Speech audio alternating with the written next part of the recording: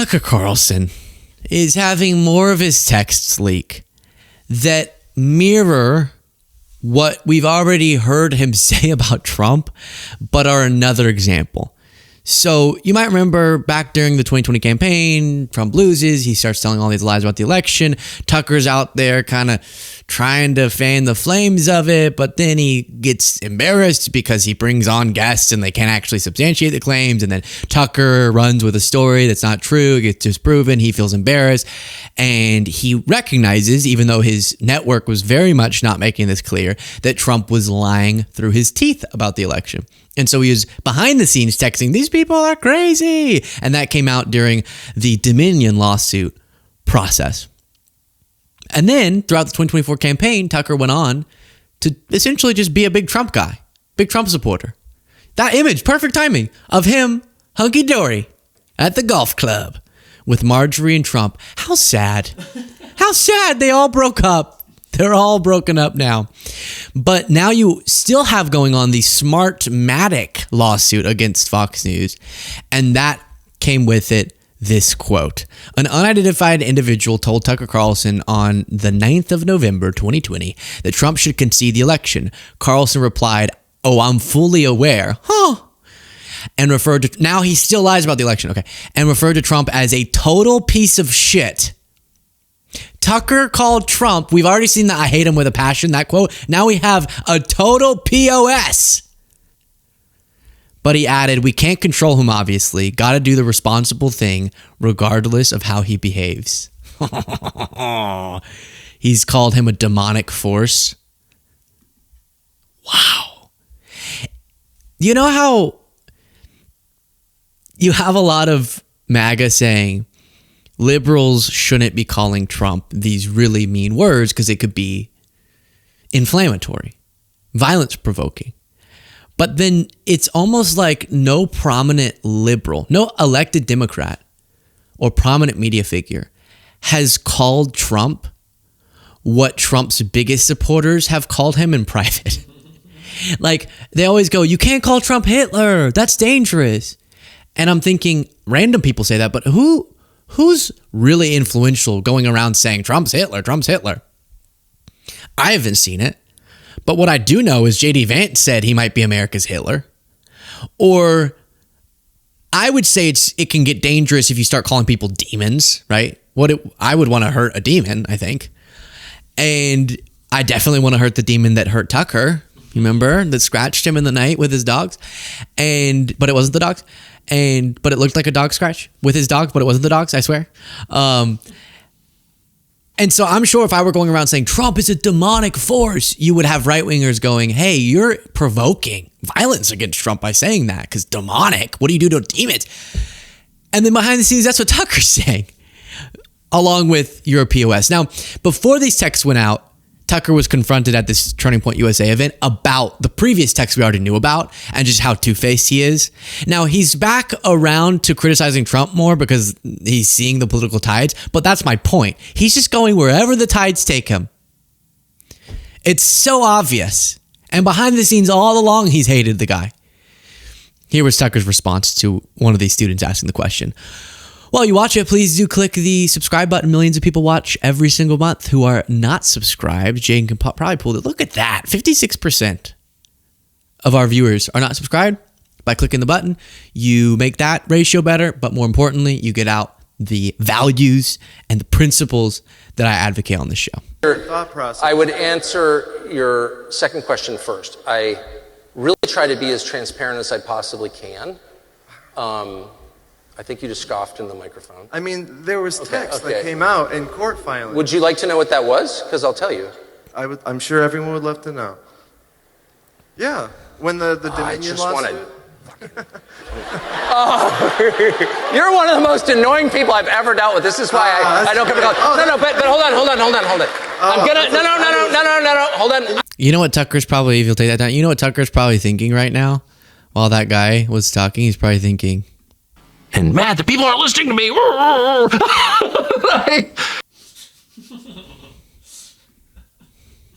I'm going to apologize. I just want to apologize for saying that. Okay, so. That's such an honor. I know. my views are like on the internet, and I don't work for anybody but me. I'm in business with my college roommate. I have no like incentive to ever lie at all, and I really try not to. I supported. Well, if you try not to. I'm just gonna say it again. I know we covered this clip before, but who words it that way? Who goes, I try not to lie?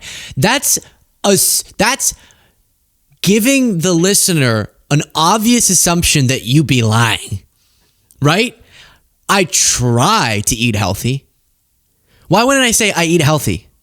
I try to eat healthy. What are you assuming when I say that? I clearly don't a lot, but I try to, but I don't always do it. I try to work out, don't always make it.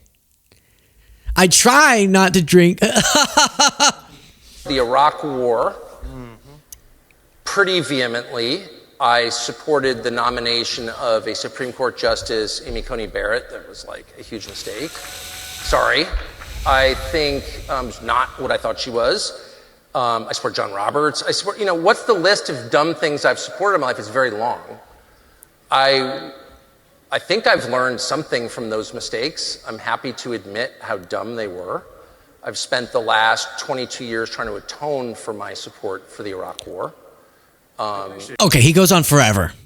I don't want to play the whole thing again. We played before. He goes on to say he went on the air with a story because he trusted the Trump administration who had given him, or one of the backers have given him a list of dead voters that had voted. He runs on the air with it, and then it gets disproven, and the people call him like, hey, I'm not dead, I'm alive. Hi, it's me, Michael English from the last segment.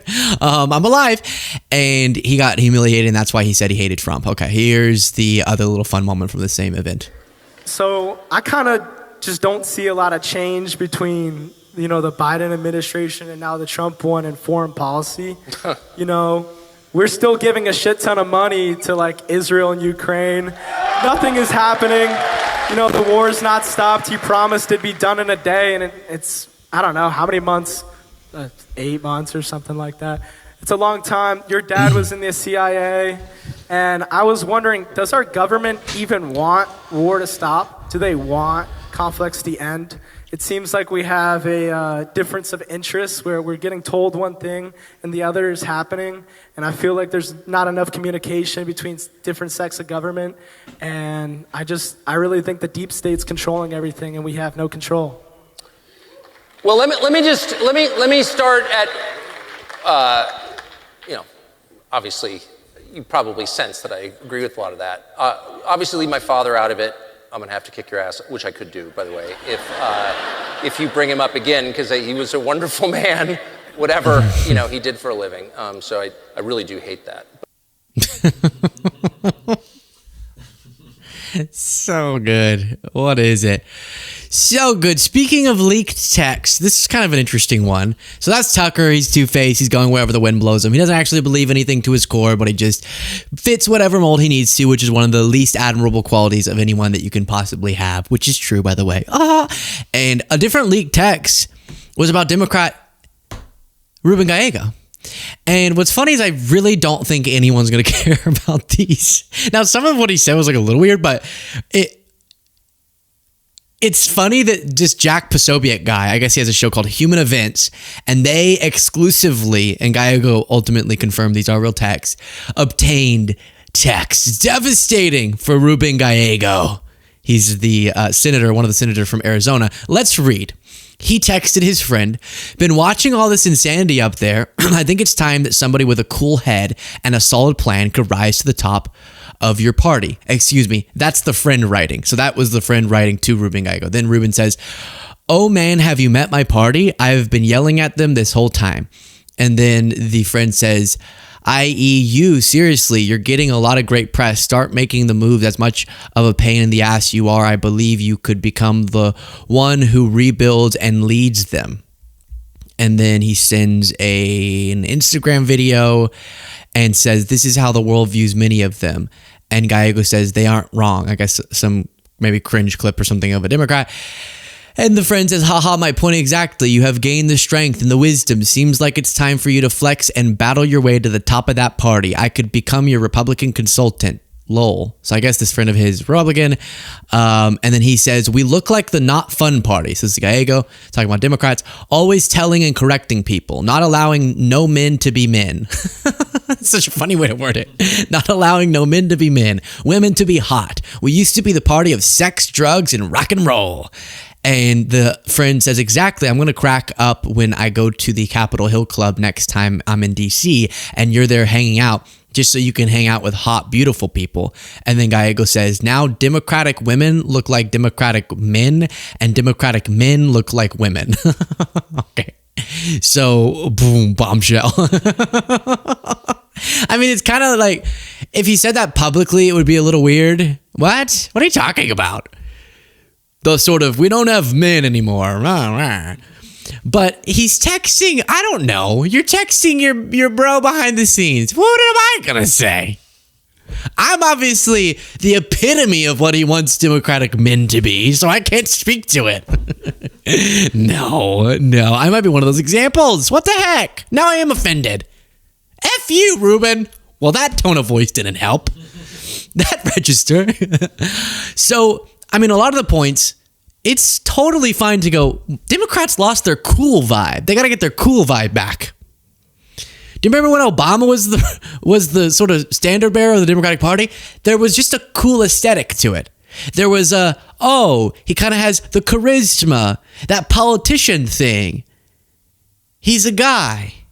No, I don't mean like gender-wise. I just mean like he seems beyond, even though he's not relatable because of who he is, he's able to come off as real and authentic, which is something a lot of Democrats have struggled with. But I don't know about the Democratic women look like men. That's a little mean. And Democratic men look like women. But he probably was just trying to get a cool play on words there. He's saying the Democratic Party has alienated masculinity, maybe. Okay. So again, I don't really think his voters are going to go, whoa, what? This is a scandal. I think it's just him venting behind the scenes, and he makes some, maybe you could call bad taste remarks or jokes, but is talking about a broader arc that everyone has already kind of agreed with, which is the Democratic Party, for whatever reason, got a brand that alienated bros. The Bro Caucus. Have you heard of the Bro Caucus? And that without conceding on key principles, it would be nice on a branding front to win back over your Bro Caucus, your frat caucus. Oh my gosh. Your cock caucus. Do you know what I'm saying? Really, it's your cock caucus. How has no one ever thought of that? It's perfect. But then also, I mean, all I'll say is there are reasons that happened that I don't think have to do with wrongdoing in Democratic branding. Some of it is other factors that say a little bit more about the other side of the equation that I don't think we should sweat about. But, and I wish people gave as much of a concern to how Republicans are losing female voters because of a very specific thing they've been doing. And that's as big of a phenomenon, if not bigger. So, but I'm perfectly fine with brainstorming. And then he just made kind of a strange remark about the Democratic women look like Democratic men. And I'm also, so here's the deal. I'm for the woman caucus. I'm for the cock caucus. I'm for the hot caucus. I'm for everything in between caucus. All the things, right? Because there is that narrative of like Democrats stopped being the hot party. And I don't really know what he means by that, other than woke, you could say, culture made everyone feel judged, or you can't say this, you can't say that. And the person that's going around saying stop is not usually associated with the like he said, sex, drugs, and rock and roll party. If you're going, don't say this word, don't say that. And yeah, I mean, some people went too far on that. Sure. So a little bit of strange things there. I don't really think many people are going to care. One other thing about leaks. Okay. Can I just say one other thing? It's liberal. Oh, wait, I can show you Ruben Gallego's response, actually. But I think liberals are going to go, okay, whatever. He's behind the scenes saying something.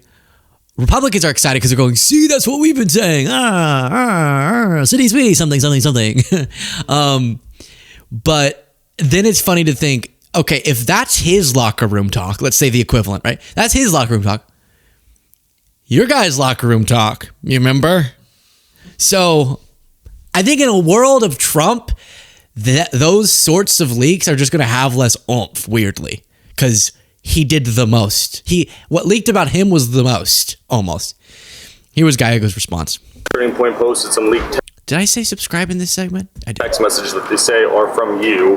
They point out you criticizing the Democratic Party. Yeah. Some text messages say that you point out that dim women are like dim men are like dim women now. Just your response to those Sure. text messages. Are they- I mean, it's very heartbreaking that someone that I served with and I've known and been really good friends for 20 years decided to, text message or leaks, some of these messages. But I've been very clear about where I think the party needs to be. I do think we have to be an open and bigger tent party, and so this is just a reflection of what everything I've said. So, I'm more sad about the situation that a friend of mine decided to exploit the situation, but it's a reflection of what I've been saying the whole time. Do you think what does need to change with the Democratic Party? I think the MAGA movement kind of capitalized that. The Democratic Party put out those messages where it's more kind of inclusive, which they thought was obviously a good thing, and Sure. it's a good thing. But the Dems.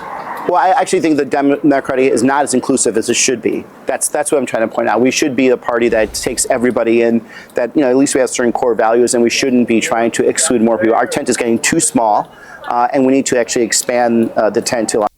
Yeah, I mean, there was too much pushing. You have this wrong view on this, you're out.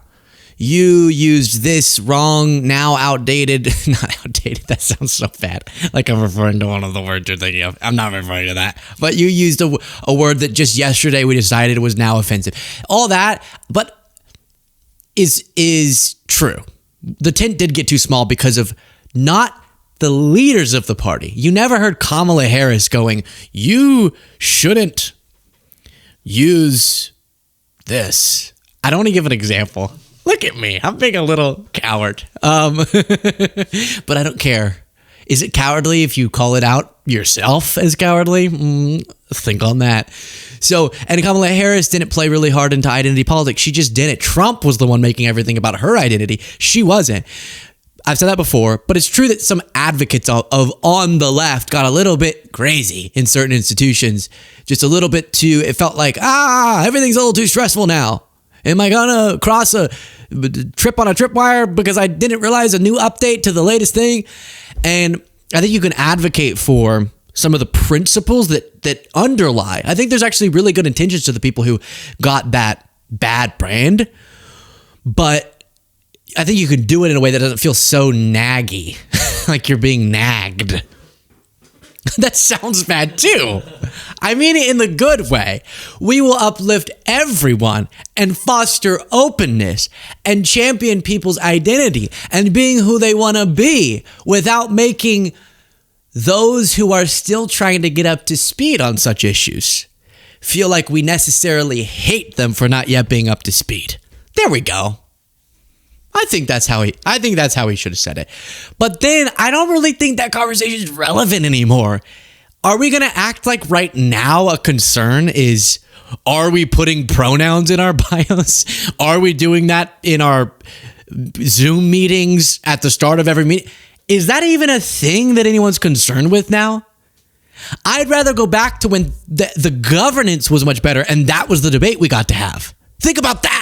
I wish we could go back to what we're concerned with is whether or not it's too woke to start meetings with pronouns than what Trump is doing to the foundation of our democratic system.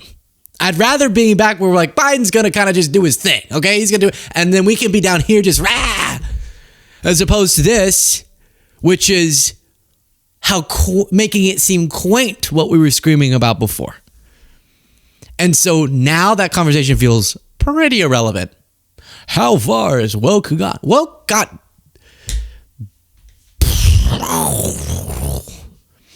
by Trump.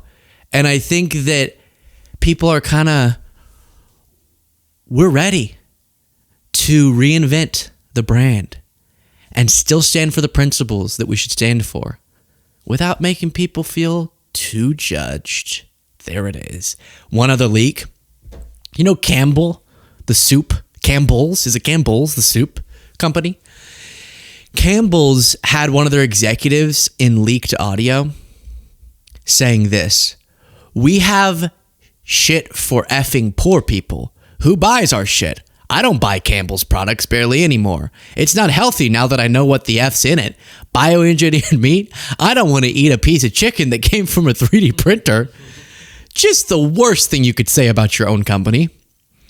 And that came out in a new lawsuit filed Thursday. And I guess then the Campbell's defends its soup and says that the remarks by the executive were absurd. Okay. All right. Refuted the claim that its soup are made with bioengineered meat. And also, there's some interesting technology around making meat that could actually be very promising. So let's not go too crazy. But there's also a lot of food companies that make toxic, horrible food. I'm not an expert on Campbell's, but that we've allowed them to make horrible food for us, and we have not restricted it on a regulatory basis like we should. And so that's important. And I think that we should be more serious about that. And I don't think Maha is making the strides that it thinks that it is. And I think that Robert F. Kennedy Jr. just had another story come out about him with Olivia Nuzzi. Ryan Lizza, the ex-fiance of Robert F. Kennedy Jr.'s digital lover, Olivia Nuzzi, who was a journalist at the New York Magazine while she was covering his presidential campaign, and she had to leave because it was not in good taste to be covering a presidential candidate while you're in a digital affair with him. Robert F. Kennedy Jr. has denied it. Cheryl Hines, Robert F. Kennedy Jr.'s current wife, is very upset with the things Olivia Nuzzi is saying, including Ryan Lizza, the ex-fiance of Olivia Nuzzi, releasing a poem that was very, very, very vulgar and described the harvest of Robert F. Kennedy. Were you not here for this? Oh, baby. Oh, baby. Sorry, guys. One pause. Jaden wasn't here for this. That was with Cole. RFK Jr. poem. I just have to read this to you. This gives me an excuse to read it. Listen, this is real. This one's real. I fell for a fake one. This one's real.